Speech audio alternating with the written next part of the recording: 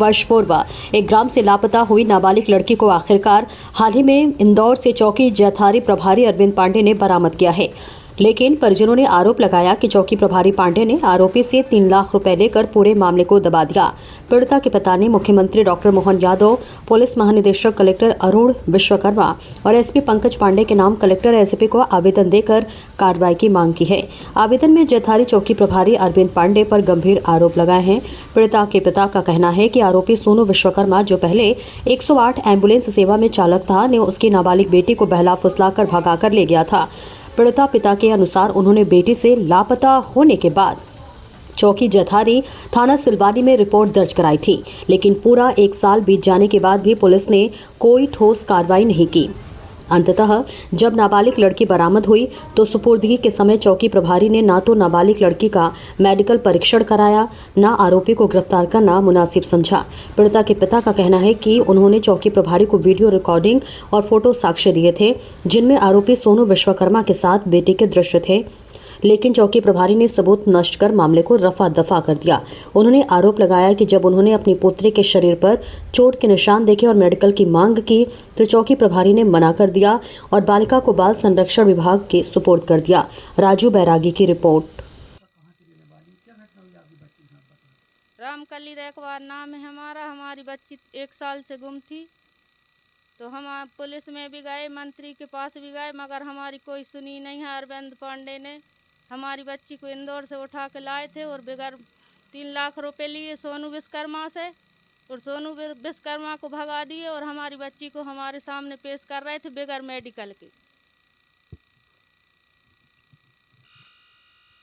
बच्ची नाबालिग थी, हमने उसकी रिपोर्ट दर्ज कराई, सब कुछ कराया। अरविंद पांडे को भी वो दिए हमने सबूत, उसकी मांग भरी थी और उसने टॉर्चर किया हमारी बच्ची को, और हमारी बच्ची के शरीर पर घाव थे और वो बहुत डरी हुई थी, इसलिए हमने बच्ची को नहीं स्वीकारा। बच्ची को जो बगैर मेडिकल को हमको दे रहे थे और अरविंद पांडे ने 3 लाख रुपए लिए सोनू विश्वकर्मा से। घटना हुई थी 1 साल पहले, क्या कार्रवाई की? मैं मदन रेखवार हूँ, जैथारी से बोल रहा हूँ।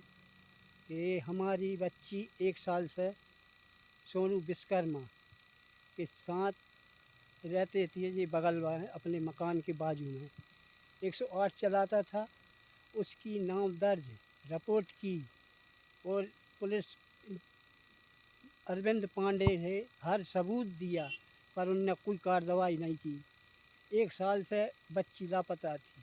फिर अरविंद पांडे गए, ले हुए, हमसे कहा इंदौर चलेंगे मदन, फिर वे बालाबाल चले गए, मौड़ी के लिए ले आए सिलवानी के थाने में, और हमसे कहा लड़की के बयान लाएंगे। भाई लड़की नाबालग थी, जबकि बाकी बयान चलने नहीं थे, माँ बाप के चलते थे, मगर बिन्ने मौड़ी के बयान करवाए। तो अरविंद पांडे ने 3 लाख रुपए लाए और उनने कोई कार्रवाई नहीं की आरोपी के साथ कि नाम दर्ज रिपोर्ट कर रहे थे, पर इनने कोई सबूत नहीं लिखा। लड़की का मेडिकल नहीं करावे के लाने हमने बच्ची को स्वीकार नहीं किया, क्योंकि मेडिकल नहीं किया इसलिए से।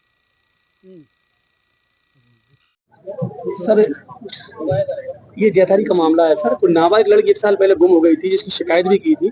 पुलिस पे 3 लाख रुपए लेन देने का शपथ पत्र का आरोप लगाया। वरिष्ठ अधिकारियों को भी शिकायत की गई और नाबालिग लड़की को उनके परिजनों ने सुपुर्द नहीं लिया है, क्योंकि उसका मेडिकल नहीं कराया था चौकी प्रभारी द्वारा।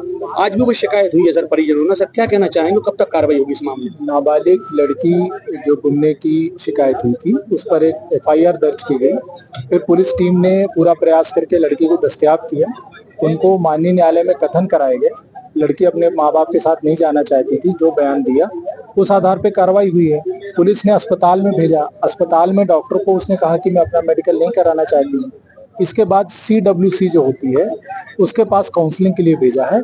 उसमें CWC की जो काउंसलिंग रिपोर्ट होगी उसके आधार पर आगे कार्रवाई। सर इसमें एक चीज हो रहा है, तो शिकायत करी हुई है कि जो आरोपी है वो उस लड़की को भगा के लेगा, उसका फुटेज वीडियो भी दिया है सर पुलिस को, जो आरोपी के फुटेज वीडियो, उस पर कोई कार्रवाई सर नहीं की गई। उस संबंध में क्या कहना चाहिए? यही कह रहा हूँ कि CWC जो काउंसलिंग के बाद जो बयान देगी बच्ची, उसके आधार पर कार्रवाई होगी और माता पिता जैसे बयान देंगे उसके आधार पर कार्रवाई होगी। समग्र रूप से विवेचना चल रही है।